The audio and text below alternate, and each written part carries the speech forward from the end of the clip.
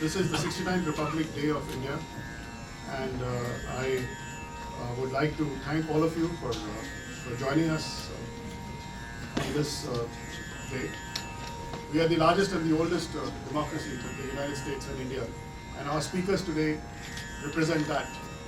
The speakers some of our speakers are very distinguished businessmen. One is a leading educationist, and one is what we are all very proud of, a technology guru. So they represent an aspiration of the kind of nation that we want to be.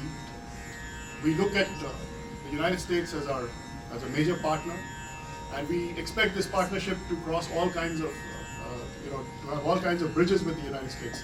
Bridges between the peoples, bridges between the public and private sector, bridges between profit and non-profit, between government and non-government, and all of them based on a common goal.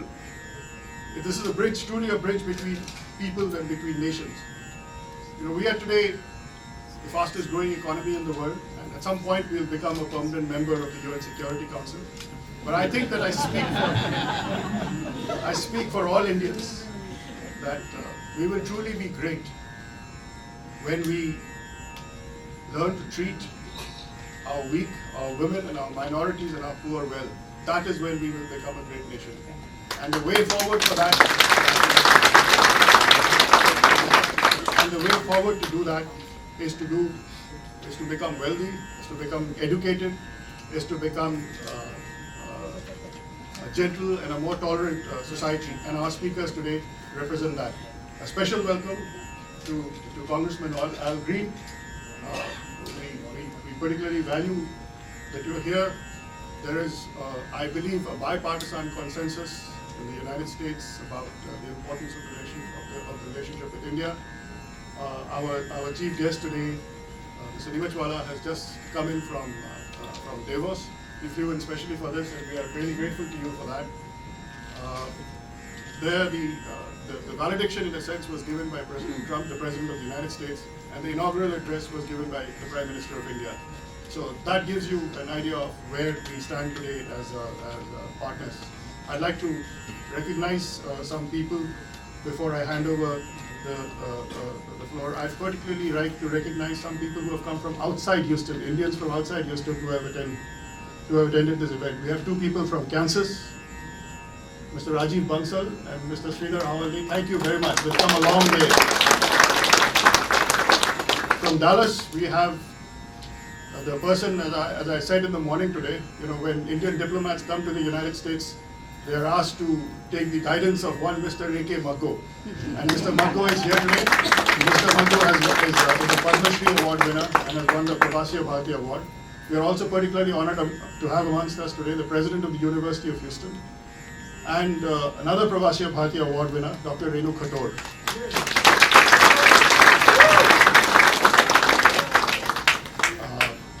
Mayor Turner has sent Councilman Christie as his representative. Thank you very much for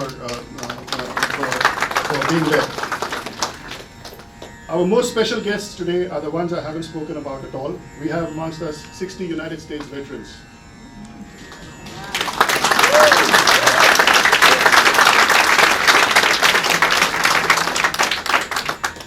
We are, other than the United States, the one country that values our democracy. Our democracy is preserved and protected right now as I stand in the comfort of Houston by soldiers who are standing, soldiers, policemen and guard in the snows, in the cold, in the dark, it's raining, and they're there. And they are defending the same things which our US veterans are defending. They're defending freedom and they're defending democracy. That is the fundamental bond between India and the United States. Our constitutions begin with the same words, we the people. Okay. And this what they protect and preserve is something which we cherish. We hope to build on the bonds which the Prime Minister wanted to nourish when he visited Arlington National Cemetery. And we have made it a particular point to reach out to the US veterans who are here to tell you that we are your friends. That we fight for the same thing. we understand your sacrifices because we sacrifice for the same thing. Thank you very much for being here. A special hand for the veterans.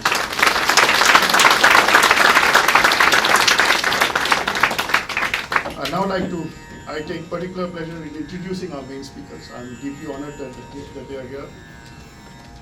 Mr. Nimechwala represents a company called Wipro. You know, we had a choice when we became an independent country 70 years ago. We had a choice about how we would traverse the journey of improving ourselves. And the path that we chose was one of education. And we have become an economy that produces knowledge. We are getting rich in producing knowledge. And perhaps nothing represents that better than Wipro.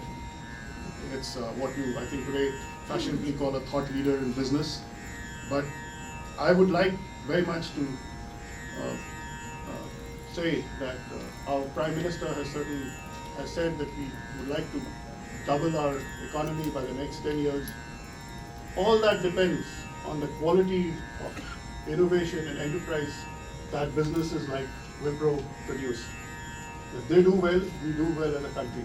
And that is why I'm particularly honored that Mr. Nimechwala is here as the chief guest for today's function. Mr. Nimechwala, all yours.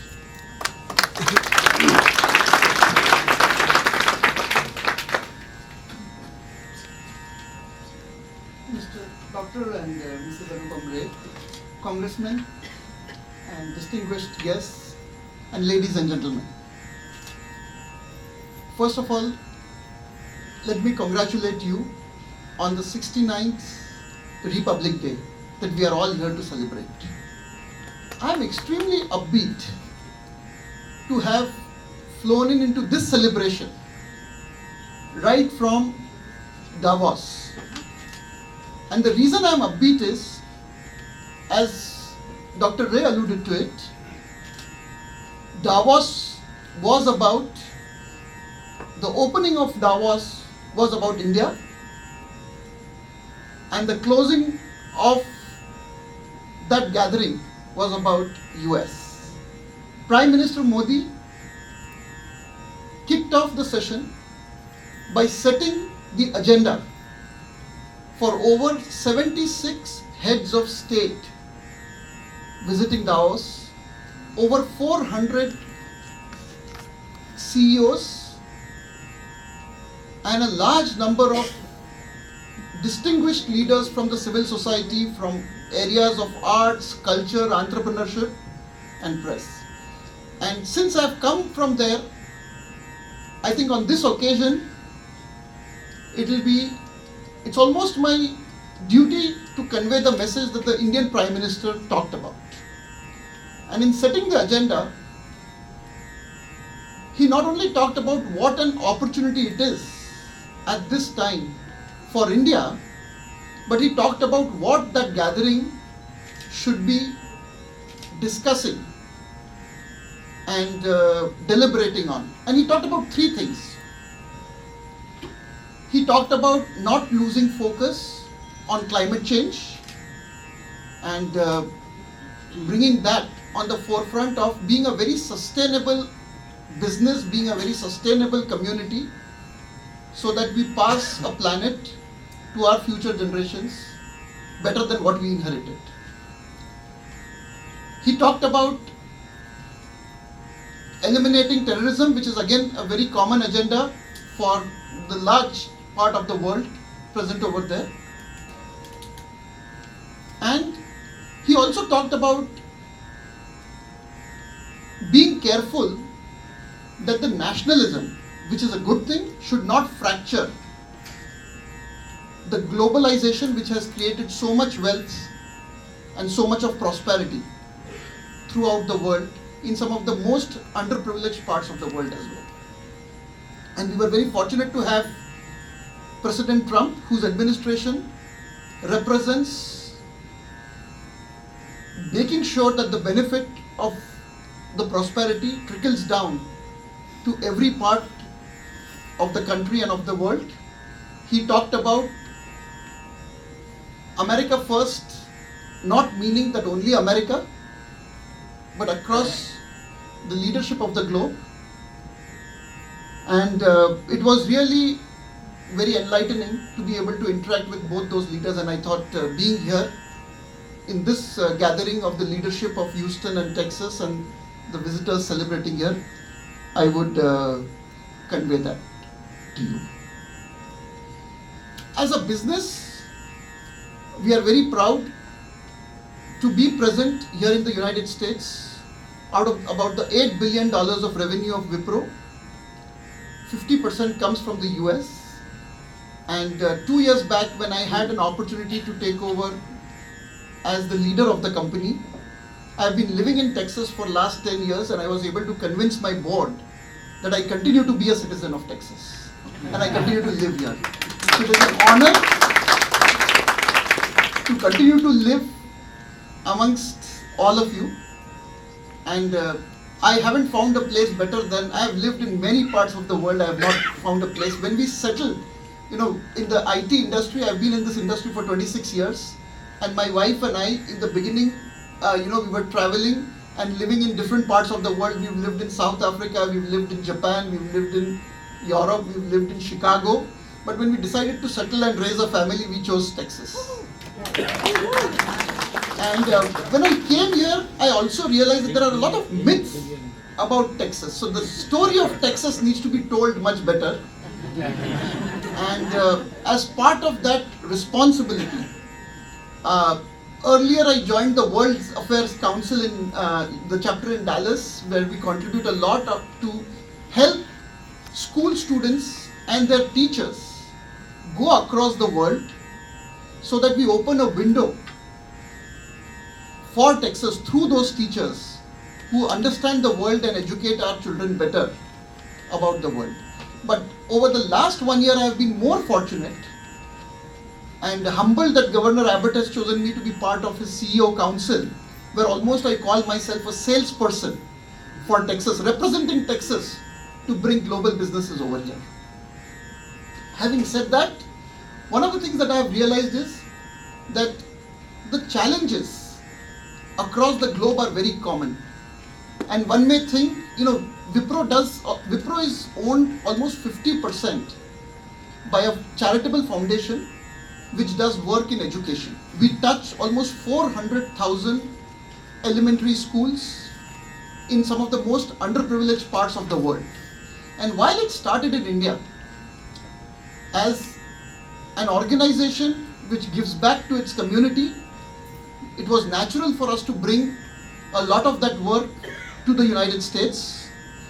And to me, it was very revealing that when we start doing work in some of the most underprivileged public school districts of Chicago or New Jersey or various other inner cities, and right here in Texas, the challenges that the schools and the students face are not very different. And just earlier this year, we decided to work with UNT right here in Texas to be able to educate and make the STEM teachers better, because for our business it is extremely important that we get bright young people making STEM as their choice.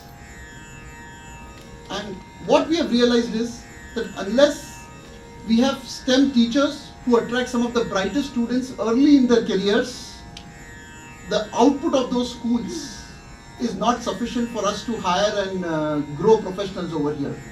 So we are very humbled to participate in various communities, to be able to work with independent school districts and make better out of the existing STEM teachers and hence support students. I also want to congratulate Dr. Ray, because he's not only representing very well what India needs to be in the United States, but also shares the philosophy of being an integral part of the community. And especially during Hurricane Harvey, he made a commitment, and I know when he made the commitment, it was a passionate commitment, not knowing where the $1 million are going to come from to support the people, and we were very humbled to be a small part of the large commitment and initiative that he had.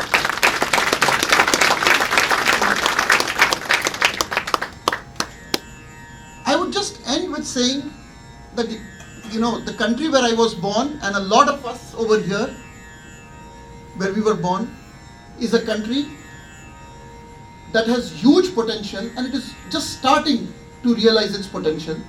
And I've met a lot of distinguished people over here who have used their professional success, personal success, to be able to contribute to the development and the well-being of India.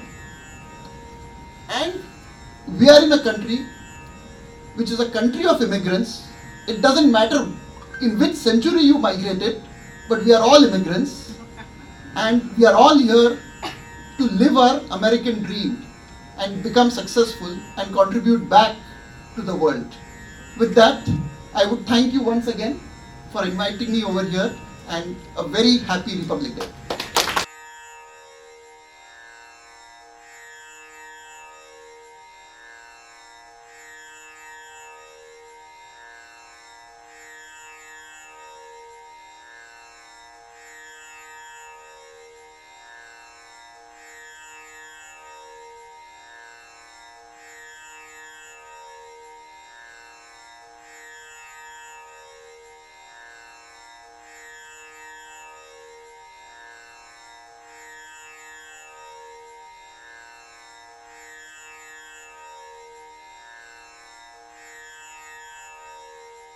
For the preeminent privilege of addressing such an august body. I am so honored to be with you, Mr. Consul General, and to all of the distinguished guests that are with us today and those who are among us in the audience. I'd like to start by continuing with something the Consul General called to our attention about those who served in the military, those who serve on the front line of democracy, those who are willing to go to distant places, and many of them don't always return the way they left. So I am honored whenever there is some appreciation accorded persons who serve in any military, because I understand the purpose and reason for their existence, and it really is to make real the great and noble American ideals that we all have. So let us once again accord those who are here. If you'll just raise your hand if you're in the military or you're former military, let's show them another expression of appreciation for the wonderful things that they do to make real great and noble ideals. I have had the good fortune to travel to India on multiple occasions. I'd like to just mention one that stands out in my mind. When I was there with the son of Dr. Martin Luther King, we were tracing the footsteps of Gandhi. And in so doing, I was reminded of how Dr. King fashioned his philosophy after that of Gandhi. And in being reminded of this, it became very clear to me that the two of them understood the oneness of humanity. And this is important for us as we move forward in the world full of all sorts of weaponry that can literally change our lives overnight. The oneness of humanity has to be appreciated. The fact that there really is but one race, the human race. There really is but one planet, one home for all of humanity, the planet Earth. The fact that life is an inescapable network of mutuality tied to a single garment of destiny. That whatever impacts one directly impacts all indirectly. Whatever happens to one in India has an impact on everyone around the world, and we must protect liberty and justice for all the republics on this planet so that we can continue to move forward with one race, one humanity, one people, trying to make one world a better place. We have to do this. Because I must leave, I will make my remarks much briefer than I intended. I was hoping not to speak longer than 30 minutes, but now I'll have to speak not much longer than 2 more minutes. This to be said quickly. America the Beautiful is a more beautiful America because of the Indian community. It really is. Not just the business acumen, which is important, exceedingly so, But not just the business acumen, the values, the values, the values of family, the values of human dignity and respect for others, the value of understanding that when there is a Hurricane Harvey, that we all have a role to play to make sure that our neighbors receive the kind of aid and comfort and help that we would want were we in the similar circumstance. It's the values that you bring to the United States of America that makes us a better America, and for this, I applaud you and I salute you.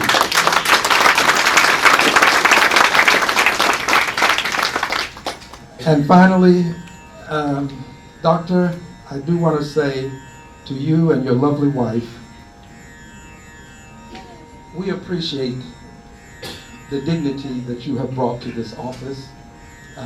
We have had the honor of being with you on many occasions, and you have always, always shown the utmost in courtesy and dignity, and for this I want to salute you, and in this country we would say your First Lady.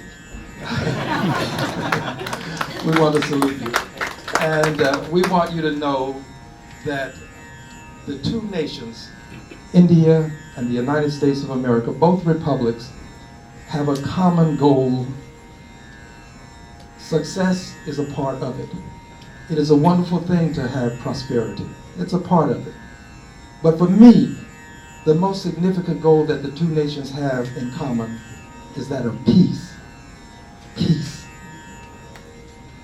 We all have a responsibility to do everything that we can to not only police the world, to make sure that there's order, but to bring peace to the world.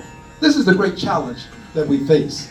Not whether we can have military forces around the world that can maintain order. You can have order in a dungeon, but have no peace. It is peace that we want to bring to the world, and assurance that to every person that you can reach your fullest potential simply because you are a member of the human race. That is our common goal, that's our common bond, and for this I pledge to continue to work with you as your representative in Congress, regardless as to where any of you live. I am your representative in Congress. I plan to work for you and with you. And at this time, I'd like to present, on behalf of the members of the 9th Congressional District, my constituents, a certificate of special congressional recognition. And we present this certificate to you, Doctor, in honor of your service to our community and to our nation, and indeed indirectly to the world. And we do this on behalf of the constituents of the 9th Congressional District of Texas, and this is for your 69th Republic Day, as well as for your promoting Indian culture and friendship between the United States and the Republic of India. I proudly present this to you, and my only regret is that I cannot present more of these certificates to you because you have earned more than I will present today. But I'm proud to present this.